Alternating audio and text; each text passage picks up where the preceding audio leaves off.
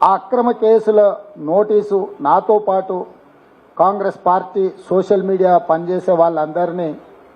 5-6 మందికి నోటీసులు ఇచ్చి గాంధీ భవన్కి వచ్చి ధైర్యంగా మాకు నోటీసులు ఇచ్చి ఈరోజు ఢిల్లీలో హాజరు కావాలని హుకుం జారీ చేసి, నేను సూటిగా ఈ దేశ ప్రధానమంత్రి గారిని, ఈ దేశ కేంద్ర హోంశాఖ మంత్రి గారిని, మీరు పదే పదే తెలంగాణ రాష్ట్రానికి వస్తున్నారు కదా, మీ పార్టీ విధానాన్ని వివరించకుండా, మీ పార్టీ యొక్క ఆలోచన, గతంలో మీ మంత్రులు,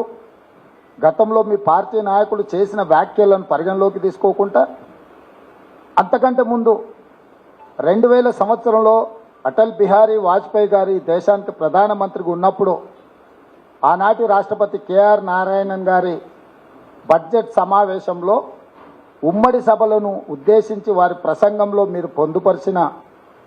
సారాంశము, ఆ తర్వాత కేంద్ర ప్రభుత్వం ఇచ్చిన గెజిట్ నోటిఫికేషను, ఆ తర్వాత కేంద్ర ప్రభుత్వం అపాయింట్ చేసిన జస్టిస్ వెంకటాచలయ్య కమిషన్ రాజ్యాంగంను మార్చడానికి